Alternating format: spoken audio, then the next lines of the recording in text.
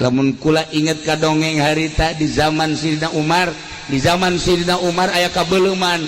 Begitu aya kabeuleman di zaman Sayyidina Umar khalifah langsung jelema neangan cai berat cek Sayyidina Umar ulah di pareuman make cai.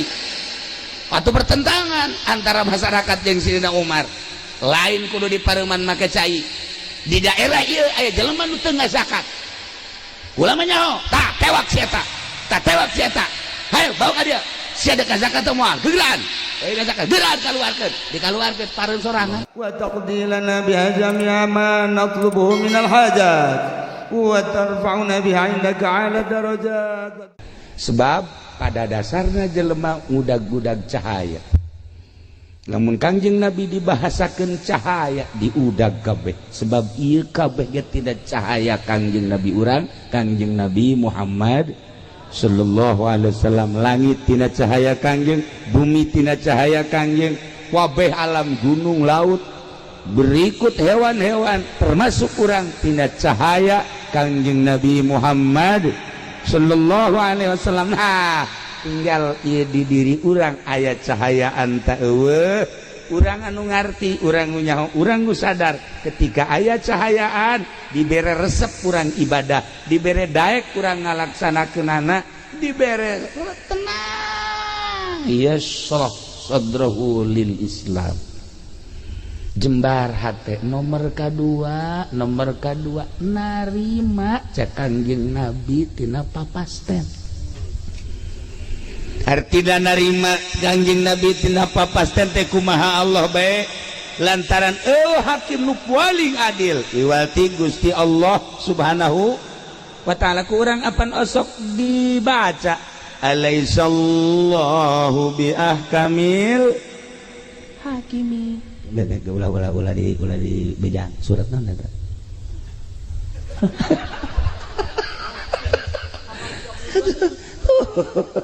Eta teh artinya masuk dibaca ge. Tuh cak nu di tukang alhakumut cenah deh. Nah bejaannya na maksudna mah. Sarua ondona itu mah. Alaihissallah ya kabil hakim. Allahumma hebat na hukuman. Pang adil-adilna eueuh de hakim nu paling hebat Allah.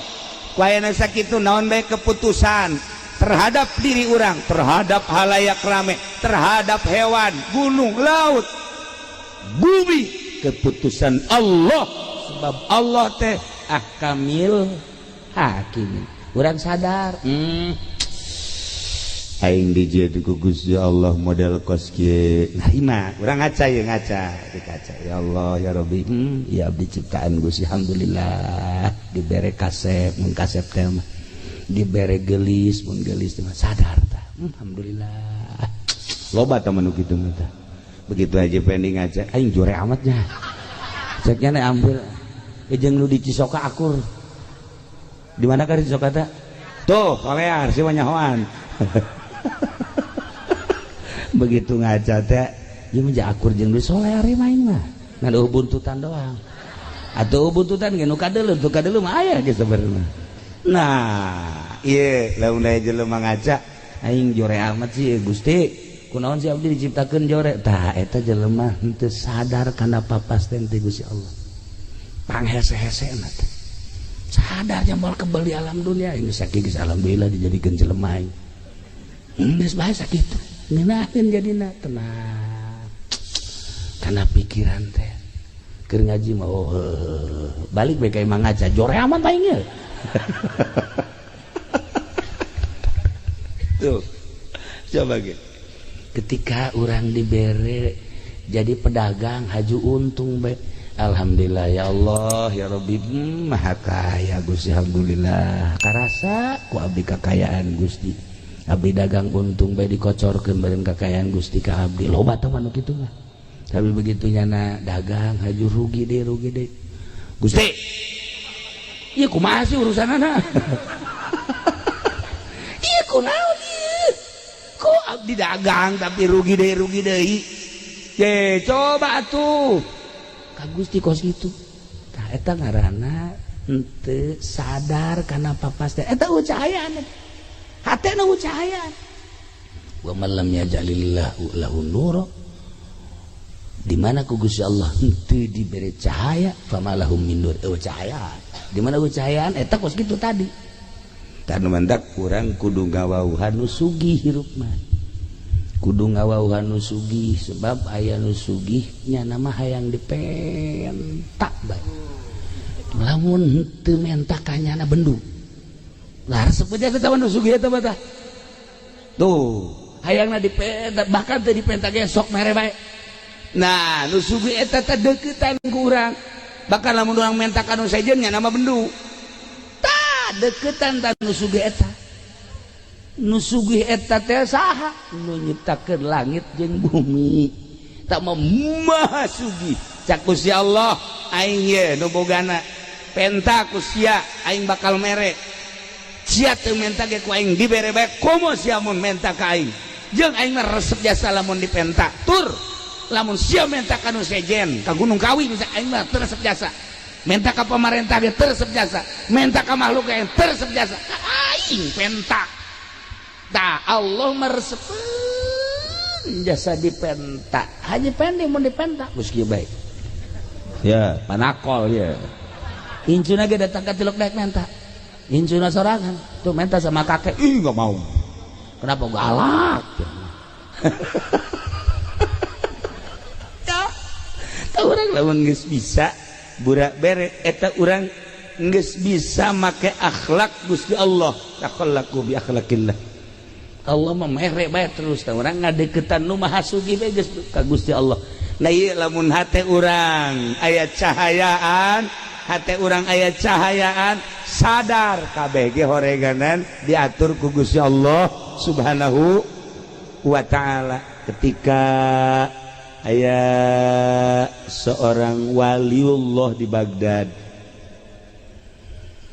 Begitu manehanna keur di Baghdad.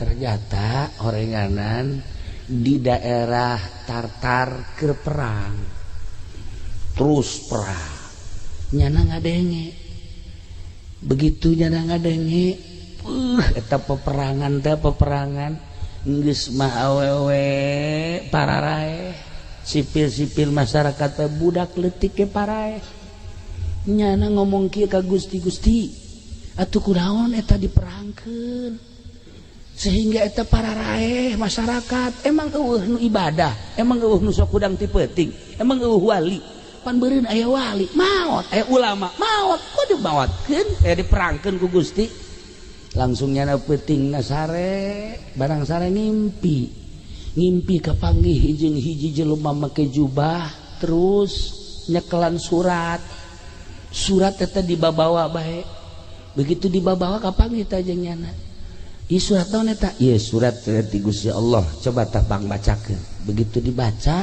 dina tulisanana aya da'il i'tirad, tinggalkeun ku maneh ngalawan Allah. Tinggalkeun ku maneh nentang ka Allah. Dibaca tah ku nyana. Sebab Allah mah pang adil-adilna. Eta memperangkeun urusan aing, gempa urusan aing, banjir urusan aing, angin urusan aing.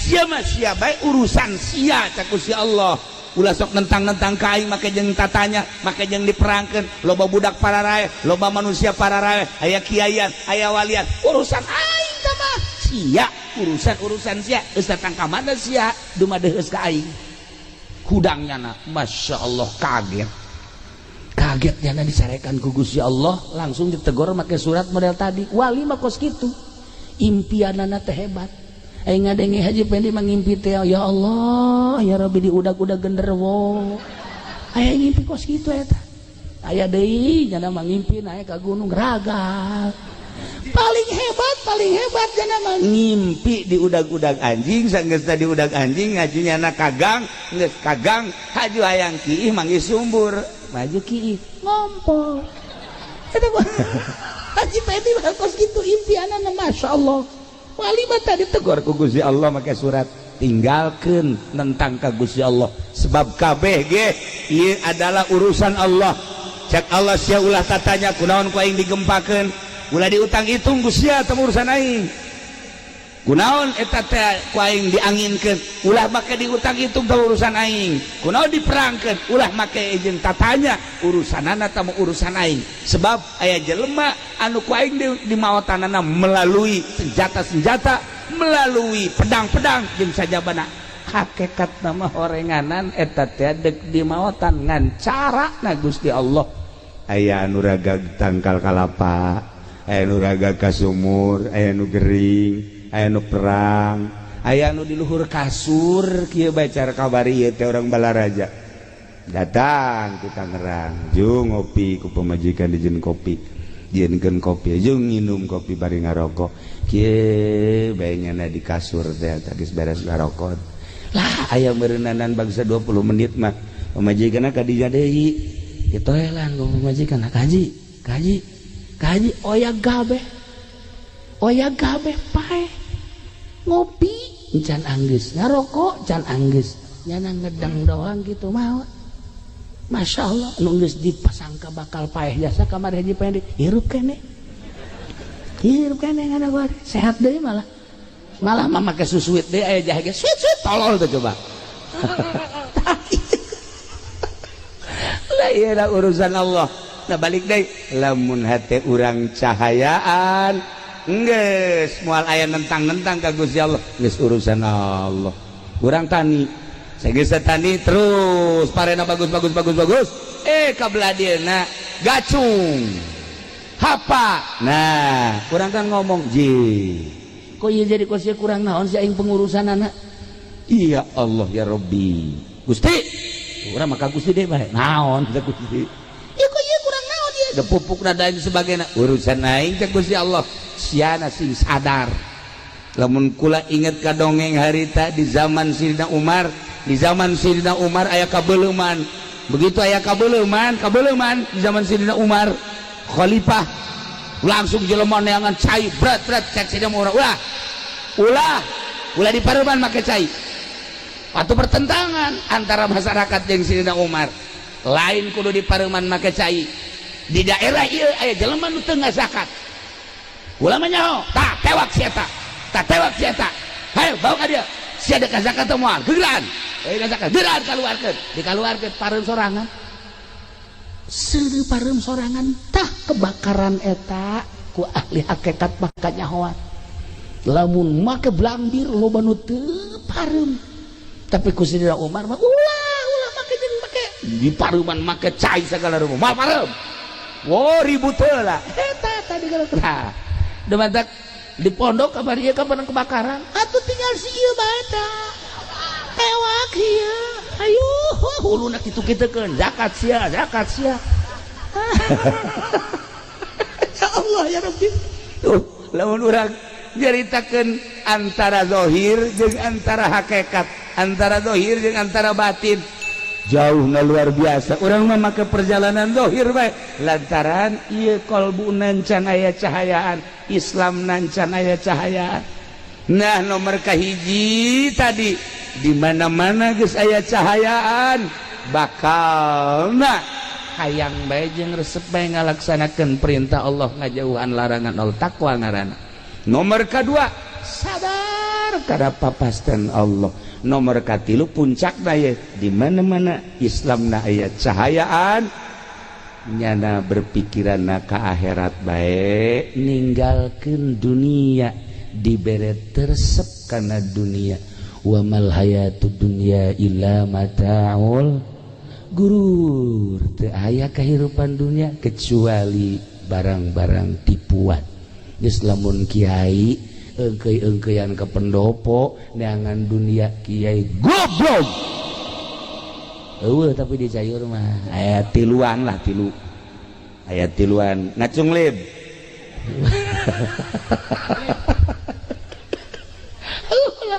ulah neangan dunia abong-abong bisa ngaji abong-abong bisa baca Quran abong-abong nyaho hukum dipamerkeun pake neangan dunia eueuh cahayaan kiai tinggal kiai berarti ieu eueuh cahayaan tah Islamna encan puguh ngajamin ilmu nungtun kadang-kadang ilmu mawa ka neraka lamun ilmu na jadi hijab tina cahaya Nailah para jamaah kaum muslimin wal muslimat rahimakumullah, balikan deui inna dina indallahil Islam, sanyana agama mimpi kekaridho ku Gusti Allah adalah agama Islam.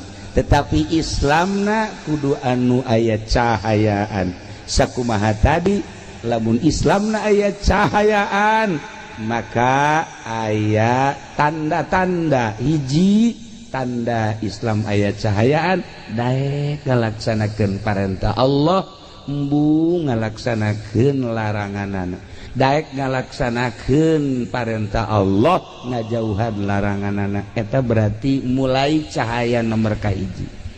Lamun naik cahaya nomor kadua, sadar karena putusan Allah di diri urang, atau soal harta, atau soal penyakit, atau soal naon bae nu patali jeung diri urang, atau jeung batur tilok cegekan sebab kabeh ge geus aya tidak keputusan Allah subhanahu wa ta'ala. Alaihissallah bi ahkamil hakimin. Cahaya nomor katilu ialah cahaya anu bener-bener mantep sehingga pikiranana langsung baik ke alam akhirat. Mohokeun alam dunia dibere resep kana dunia. Etalah nu paling istimewa cahaya Islam anu nomor katilu.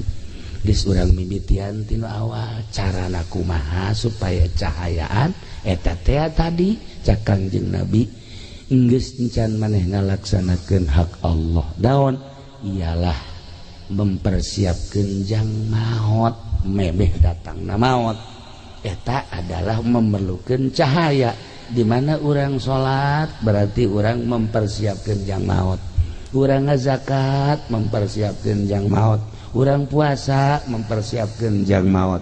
Orang haji mempersiapkan jang maut. Orang baca Quran mempersiapkan jang maut. Orang tahajud, orang duha, zikir, maca sholawat, berbagai kehadean-kehadean yakni ngalaksanakeun ibadah, eta adalah jang mempersiapkan maut, mebeh datang maut. Berarti geus aya cahaya. Nah, tapi cak Kangjeng Nabi tadi teh inggis sanajan urang ibadah bae tetapi eueuh cahayaan ngan menang capek doang. Ngan menang capek doang tak perlu na cahaya. Kos kumaha sih cek para sahabat Gusti Rasul eta menang capek doang.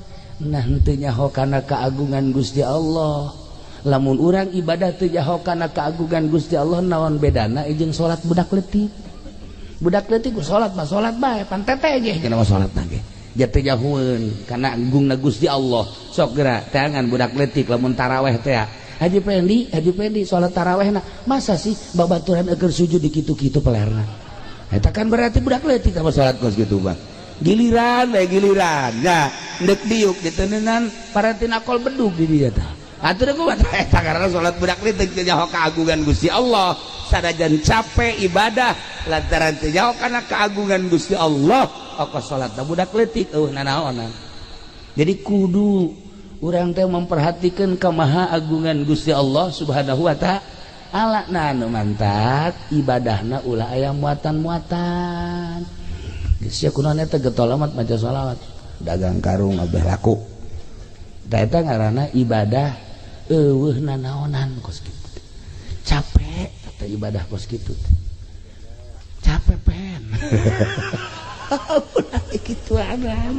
Atuh sakalina maca sholawat maca kulhu kukulak wan teu maca kulhu kabari bulan rawah maca kulhu ngaji dibaca bae ku nanas ditanya ngaji maca kulhu hayang naon sih maca kulhu mah haji nu sabenerna rezeki macet cenah supaya rada jembar bae bisa sugan bae ku kulhu mah tah ulah kos kitu teh ibadah budak leutik teh TK capek eta ibadah kos kitu teh ibadah teu nyaho kana kemahagungan Gusti Allah. Geus bae urang mah ibadah salat ulah aya muatan dunia, ulah aya muatan-muatan selain lillahi ta'ala. Karak ta eta ibadah nu mantep.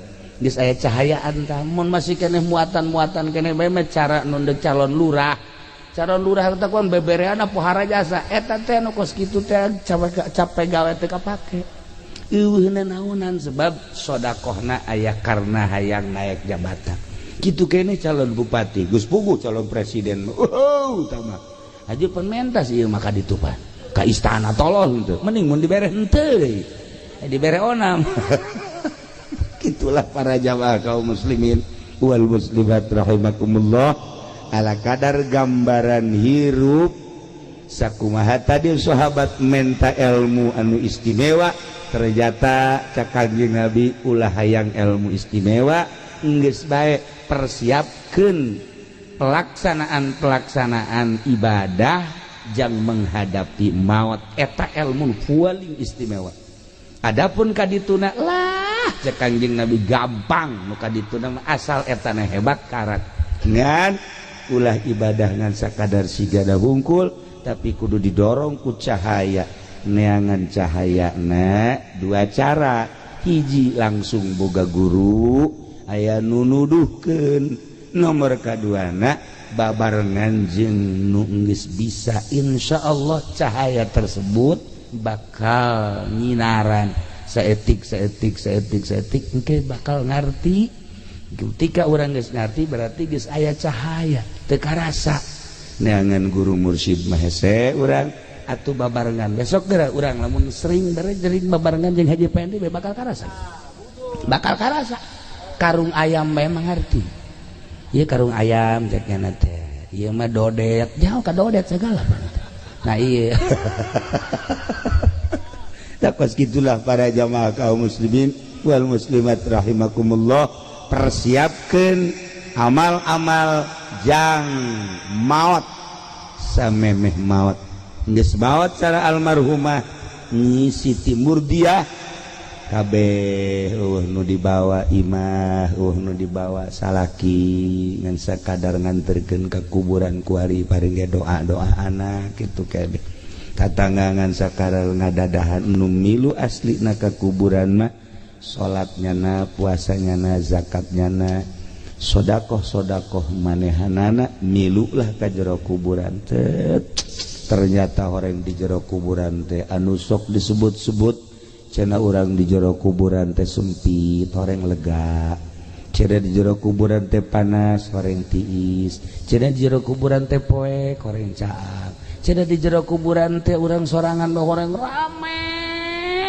biasa di jero kuburan teh masya Allah bohong eta nu nyebutkeun di jero kuburan sorangan bohong nyebutkeun di jero kuburan poek bohong nyebutkan di jero kuburan teh panas bohong ternyata Imam Ghazali nyana nyaritakeun di jero kuburan horenganan rame cang rame biasa sehingga nyana ngagerokeun ceng-ceng ka dieu sia ka dieu rame amat cek cenah ka dieu maneh ieu kasep amat saha cek cenah ieu kula salat teh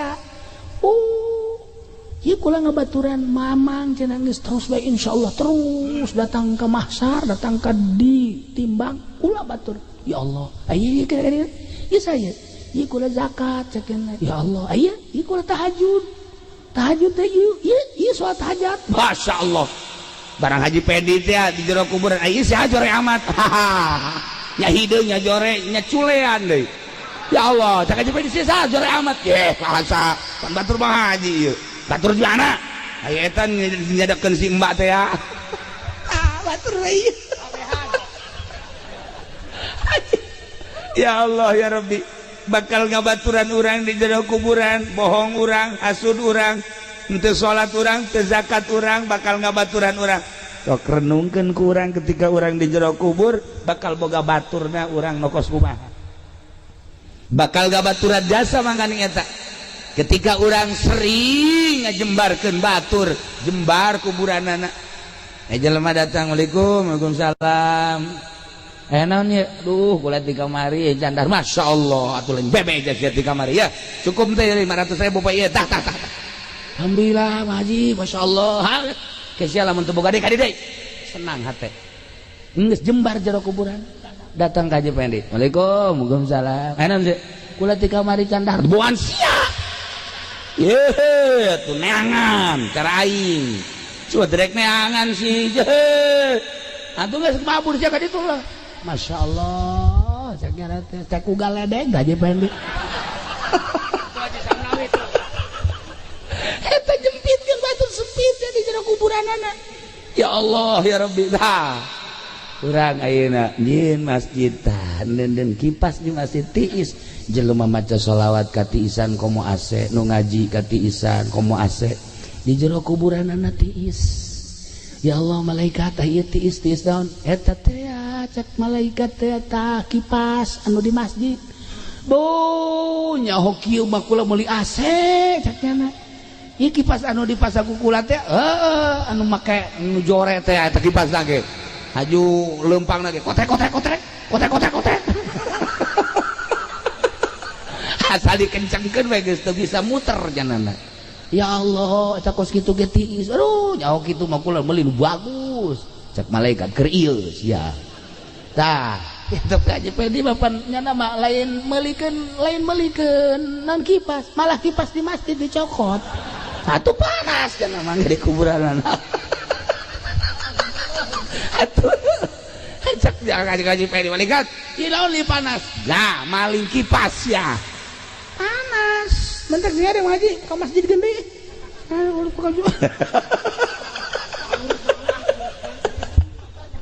bebejana mah ke masyarakat udah diganti datang ke akuarium teh datang ke saiki orang diganti ke mengkonon siram nah aya Ustad maling ih heran itulah para jamaah kaum muslimin wal muslimat rahimakumullah janggabaran urang di akhirat geus dijelas-jelaskeun ku Kangjeng Nabi urang iman ka Kangjeng Nabi percaya ka Kangjeng Nabi urang beragama Islam tinggal cahaya na aya tah henteu sehingga urang bisa ngalaksanakeun naon keyakinan urang sebab aya jelema anu iman ngan disungut doang tapi di jero hate mah henteu munafik wa minan nasi may yaqulu amanna billahi wa bil yaumil akhir wa ma hum bimu'minin tidak sawarehna manusia wa minan nasi may yaqulu aya jelema nu ngomong amanna billahi wa bil yaumil akhir abdi iman ka Allah iman ka yaumil akhir padahal mah wa ma hum bimu'minin teu iman munafik tah mah aya jelema anu iman mah iman ka Allah munafik henteu tetapi cahayaan imanna Islamna cahayaan imanna cahayaan berani manehanana teu ngalaksanakeun kayakinanana nah ieu hampir-hampir urang kos kitu tak kabeh iman ka Allah iman ka Kangjeng Rasulullah iman kana naon anu diucapkeun ku Kangjeng Nabi tetapi ngalaksanakeunna henteu kunaon eta ialah cahayaan di jero kalbu urang Islamna teu aya cahayaan imanna teu aya cahayaan sok wari mulai bongkar geraku urang supaya aya cahayaan Islam urang aya cahayaan iman urang aya cahayaan Islam babalikna engke kana zahir iman babalikna engke kana batin kana ruhani Islam jeung iman di mana sapagodos pada aya cahayaan wah bakalna istimewa jasa zahirna bagus batinna ge bagus ku ayana sakitu teanganlah cahaya di mana sih ayana cahaya di pondok-pondok pesantren tah kadeleuna mah pondok kos ge teh hina jas tapi horenganan anu ngadatangkeun ka sorga kos kieu alhamdulillah kos pondok mah tolol sia pondok ngaran doang kampung pondok salilana bodoh heran aing mah tuh ya urang lamun ningali gedung wow universitas wallahu alam ngadatangkeun ka sorga panteu mentereng hebat gedung-gedung menjulang urang ka Jakarta ieu sing ngadatangkeun ka sorga panteu ketika urang deuleu kantor DPR ieu si ka sorga panteu kantor ieu tapi lamun urang deuleu majelis talim deuleu pondok hina ka deuleuna justru melalui ieu lah pintu-pintu surga terbuka teangan cahaya di pondok-pondok pesantren model kos karari hina kadele ku pandangan mata tetapi mata batin di mana geus cahayaan ieu teh lain sakadar pondok pesantren tapi ieu teh adalah raudhatun min riyadil jannah seperti eta lah ahli-ahli Allah teu perlu mewah-mewah ketika aya teu perlu dibangga-bangga nu penting ieu adalah ngamakna anak Gitulah para jamaah kaum muslimin wal muslimat rahimakumullah, malam ieu urang diundang ku almarhumah Ibu Murdiah, maksudna mepelingan ka urang, wahai ahli-ahli cayur, kula geus balik kalbur asli, ente ge bakal baralik. Ternyata nu ngabaturan kula di jero kubur amal-amal kula, amal salat, amal puasa, amal zakat, amal-amal sodakoh jeung sajabana, amal ngaji jeung sajabana. Santri mah ujang ka neraka sebenarnya. Santri mah ujang ka neraka, santri mah kajeun HSBG di kobongna surga. Tuh, cuma percaya waduh segala naon. Ye. Cara bae cicing lagi di taman surga deuk kumaha tuh. Ujang ka neraka. Teman-teman santri mah sanajan amalna jore pan di ka nerakakeun. Begitu deuk diasupkeun ka neraka aya utawi. Ye, utawi Gusti mah segede peureub. Ieu naon dia? Ye, kula utawi nang nyi jurumiah di utawian. Nah, cak malaikat naon sia? Ieu utawi ieu. Cak jana teh kula teh ieu saksi bahwa nyana teh di pondok pesantren. Hindah deui kalawang nu ieu. Utawi aya deui bae di dieu. Terus bae unggal lawang utawi iku. Malaikat ge sebeleun nya jagana. Ya dijagaan ku utawi iku bae. Bebe jaga Gusti Allah, Gusti ieu ya utawi ikuan. Lah ka surgakeun habak tuh. Ye. Batak santri wah ujang ka neraka.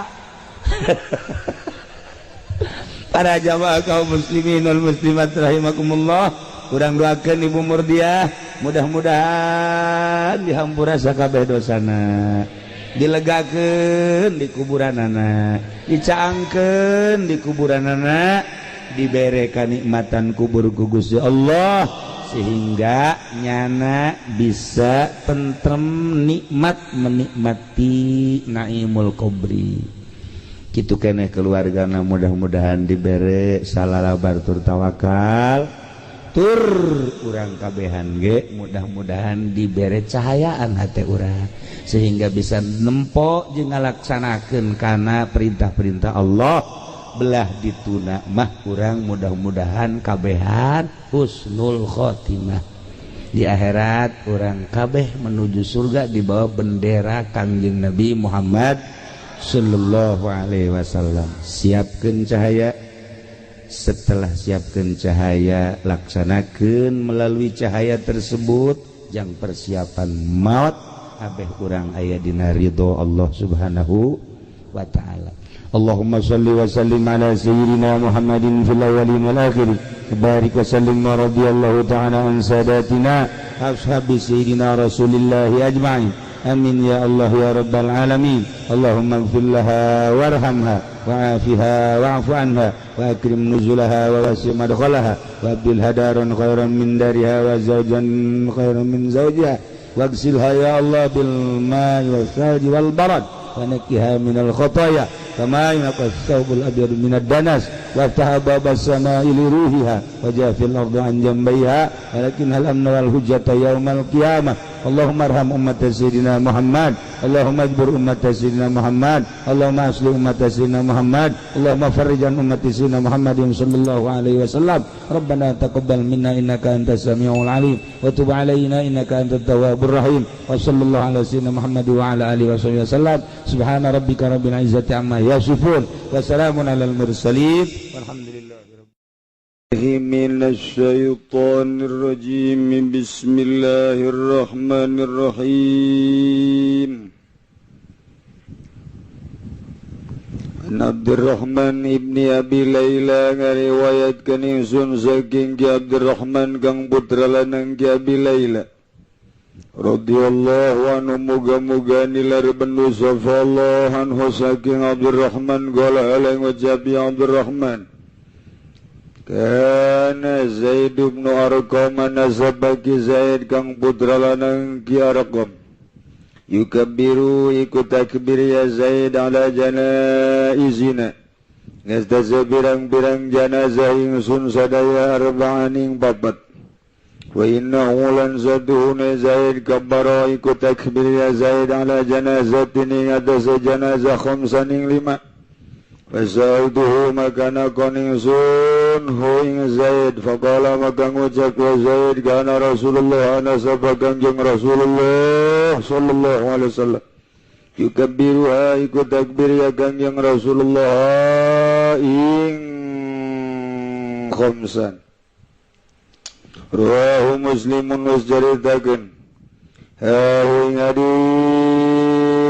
sapa Imam Muslim lal arba'ah an Aliin radhiyallahu ta'ala anhu dan riwayatkan saking Sayyidina Ali moga-moga nilar benu sallallahu ta'ala anhu saking Ali anau saduhuni Ali kal kabbara iku takbir Ali ala Sahl ibn Hunayf ing atase Sahal kang putra nang Hunayf sitaning nenem ugalalan ngucapi Ali innahu badriyun ing saduhuni Sahal iku kang bangsa Badar. Rawahu Sa'id bin Mansur ngariwayatkeun ing hadis sabagi Sa'id kang putra lanang ki Mansur wa asluhu bil Bukhari. Tawi asal hadis iku tetep ing dalam Bukhari. Diriwayatkeun Tiki Abdurrahman bin Abi Laila radhiyallahu anhu. Mun ka Kangjeng Rasul sallallahu alaihi wasallam mun ka para wali qaddasallahu sirrah lamun ka ulama rahimahumullah wa radhiyallahu anhu lamun ka tukang main bola mah la'anahullah kasetan tapi nu nyanding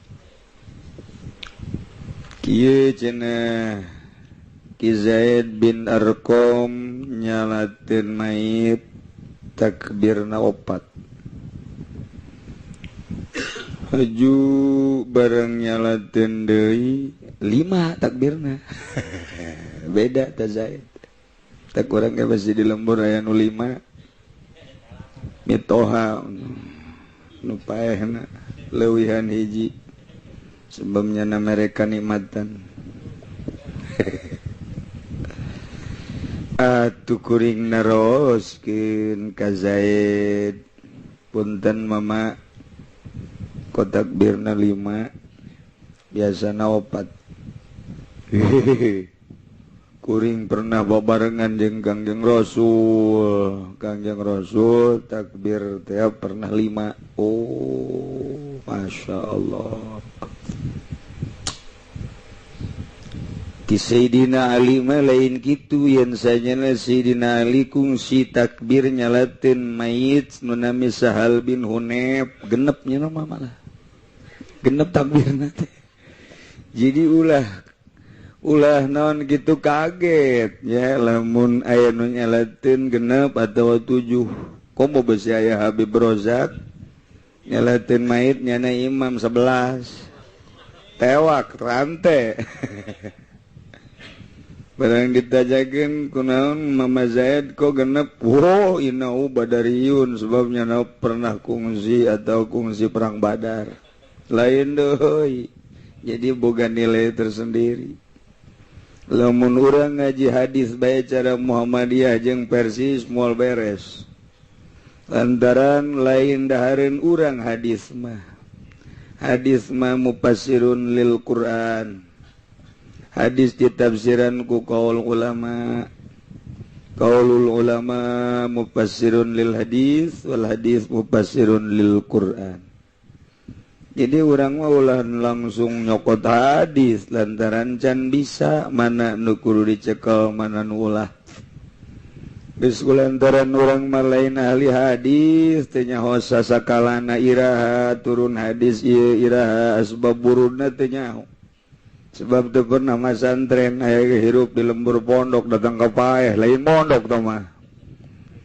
dagang karung jadi lamun mondok mah masantren ngaranna nyahong ke bakal mentak kula pernah nyalatin di Tangerang babarengan jeung profesor barang beres nyalatin kulancan nu sejen pas profesor bertindak selaku imam maju kunyana di awean ayo siapa yang mau berjamaah dengan saya malah ya panitia segala kebenaran awewe ge diajakan nyalatin mantep cekulai mun garelis mun jore mah nya jore nya salah ai geulis mah deres we urang teh pan ai nu geulis mah seungit namun nu jore bentep beda banget eta mawaan. Masal geulis bete kamu bau teh kasirep ku geulis. Tapi lamun jelema jore geulis seungit ge bau bae karasana. Eta kitu sebab anu nyebutkeun geulis jeung joreng hawa nafsu. Awewe titah nyalatin kukula ditentang. Nggak boleh perempuan mau nyana molotot polototan deh gue sapira ngadu molotot. Ternyata warenganan profesor anu boga Islamic Center di Tangerang ketika Haji Sadeli maut sebagai ketua DPR Tangerang di zaman Buhdi. Rada ngadulur gadi jadi nama rada Muhammadiyah lain rada Muhammadiyah kayak gitulah. Gimana kan kukula diulah nyana molotot kakula kula teu kicep molotot deui ka nyana pasti kan nanyakeun aing dek siap ngajawab bener bae beres nyolateun. Nanyakeun nyana dari mana ente? Saya asli penduduk sini, ente yang bukan asli. Kagetin ya, kau tahu saya bukan asli. Di sini semua tidak ada Muhammadiyah, Kabupaten Tangerang ahli sunnah wal jamaah semua. Jadi menurut aturan ahli sunnah wal jamaah perempuan tidak boleh nyolatin. Wah, kamu sembarangan. Tugasnya apa perempuan? Nyangu.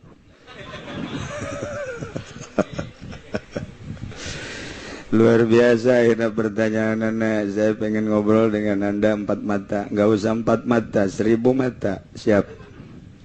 Gak usah. Marahnya nak. Aja na yang dimarahan gue nyana. Itulah Profesor Dr. Adnan Nasution. Ngarana. Nama saya, Anda tahu nama saya Nasution. Gak tahu saya, makanya saya berani gak tahu. Kalau tahu gak berani saya.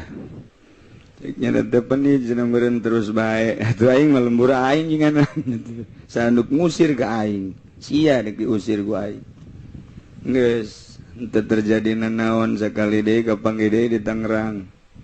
Nyolateun seorang kontraktor. Ya kontraktor ge paeh bae aja. Sugan teh kontraktor oban deuk aya malaikat dibawakeun beko ku nyana. Jante. Paeh bae kapanggih deui jeung nyana. Kakula sesalaman sopan, juga ajakan ngobrol. Cikula ngobrolnya mending di rumah saya aja, nggak usah di mana-mana, tenang. Di rumah saya mah banyak kue, cikula jadi enak nanti sambil. Teka dia dengan ngutus minantu nak dia ternyata selesai ji minantuna masih dulur kula kene, ayeuna ngobrol. Ngobrol mengenai nyolatin jenazah tadi Nabi kan dulu waktu disolatin perempuan juga pada nyolatin. Cekula memang bilangin ke sono ke Profesor Nasution, dia pernah ikut enggak nyolatin waktu zaman Nabi? Enggak kan, itu kan ada dalam hadisnya. Setelah banyak menemukan hadis, pernah enggak dimusyawarahkan dengan syaiton? Pernah enggak dimuktamarkan sikulat ya, mana yang harus dipakai dan mana yang tidak boleh dipakai? Iyalah kukula dijawab pas kabaran kula inget dari tatas ngaji hadis di Bandung ketika cek guru awal-awal baheula Kangjeng Rasul nyalatin pernah 6 kali rakaatna, pernah 5 kali, pernah 4 kali. Tetapi setelah eta terus kadiana 4 baik, maka diputuslah oleh seluruh sahabat khulafaur rasyidin akhir-akhir kadiana Kangjeng 4 baik. Diputuslah oleh para khulafaur rasyidin 4 saja. Maka diambil dari hukum tersebut Imam Syafi'i menyatakan 4. Andai kata ada imam yang takbir 5 jangan diikutin, pasti golkar dia kajeng. Imam natu beres. Kukula didongengkeun. Nah, di zaman Kangjeng Nabi lain dengan kita, ada khususiat-khususiat dijelaskan kunyana. Coba tolong Kalau kita mengambil hadis sembarangan nanti nggak puguh. Wah, iya keluar ya puguh ya, nggak puguh. Nggak puguh patokan, jadi nggak bagus itu. Terus sampaikan ke sono. Kalau mau tinggal di Tangerang harus bermazhab. Ayangnya cobanya bermazhab apa ente? Ente datang ke maut. Cuman nyana sangat menghargai. Sangat menghargai sebab sepanjang hidupnya tuh pernah aya nuwani cek nyana negor kanyana iwal tikul atau yang tuh wau juga nan. Mun wau mah teh embung nya profesor deui, nya doktor. Lah kadang-kadang profesor ya kabaringer. Doktor kabaringer. Mantap santri mah teu pernah sieun sebab santri mah tuh emang santri juga ada. Kasieun heran santri mah teu nyaho bodoh ge. Padahal dirina bodoh kasieun teu tolol jasa pada teu santri. Kasihan jadi mengharapan profesor harapan dokter sabodok profesor dokter nang jelema ieu bener jeung salah nama kadenge ieu ku urang nah ieu urangnya hoy hadis ieu oh Kangjeng pernah nyalateun 5 kali takbir pernah 4 pernah genep tuh urang kula lantaran ngaji hadisnya nu mana nu kudu dipake eta nu hese kulantaran lieur geus aing mau nyalateun lieur Nuyu 5, nuyu 4, nuyu genep lah, istri hayang. Mantak tilok nyalat. Ayo sholawat mah dicokot. Rohim tuh apa gawean aku. Nah iyalah. 2 hadis geus jelas. Zaid bin Arqam nyalatin berbagai jenazah 4 kali. Kemudian nyana pernah nyalatin takbirna 5. Dengan dalil pernah Kangjeng Rasul ge takbirna 5. Sayyidina Ali takbir nakbiran janazah ngaran Suhail Sahal bin Hunayf genep malah. Begitu ditanya enteng jawabanana bedakeun lantarannya nama Badriun. Masya Allah. Dari berbagai hadis Bukhari, Muslim, Sunan Nabi Daud dan lain sebagainya untuk menetapkan keputusan hukum para mazahib mencari mana nu paling mutamad, mana nu paling kuat untuk dijadikan anggaran umat katukangna. Masya Allah, alhamdulillah kapara mazhab. Ialah hasil dari payah pemikiran manehanana kurang bisa dinikmati cacak manehanana ambalaya hukum. Mantap bahara luar biasa orang bersyukur lantarannya na geus menuangkan seluruh kekuatan tim mimiti waktu pikiran jeung ilmu tanagana diduangkeun bagai ijtihad balul wus'i gerahkeun seluruh tenaga urang kuari menikmatina tinggal di dalam nek nuturkeun mana nek nuturkeun Syafi'i tinggal tiangan bae Mas Syafi'i di mana tuturkeun ku sia Syafi'i ieu Imam Syafi'i mazhab Imam Syafi'i ada ke mazhab Hanafi maka ada ke mazhab Maliki haik baik nu penting jelas mandak Muhammadiyah teh jelas lantaran teu boga mazhabnya nama lamun urang ayeuna nutur-nutur Muhammadiyah kabalinger bejakeun ka Muhammadiyah teu ti Kangjeng Rasul Quran ge di zaman Kangjeng Rasul mancan dikitabkeun encan ditulis Quran di zaman Kangjeng Rasul teh bid'ah teh Sayyidina Abu Bakar menentang Quran teh di Qurankeun ditulis tetapi pemikiran Sayyidina Umar andai kata ieu diantepkeun jelema nu talar Quran bakal mararaot kumaha engke ti tahun 2012 mah paling ge kulhu doang nu talar teh kulhu doang jeung kuliah kuari ge aya Quran eta bae kuliah dan kulhu baik maghrib kuliah kulhu isya kuliah kulhu subuh kuliah kulhu zuhur komo zuhur mantep kadang itu maca surat asar gitu kene mantep malaikat teriweun asal salat pasti kuliah pasti kulhu cek malaikat enteng ya tuh nya mantep ge lamun urang teu make mazhab lieur nyin bae atuh mazhab urang sorangan silahkan syaratna asal menguasai malakat 12 fan. Lamun urang mampu 12 fan nyin sorangan silahkan. Boga mazhab sorangan ngaijtihad sorangan.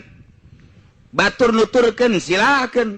Ngan geus ditasih nu mudawan dari 11 bahkan lebih hanya 4 mazhab.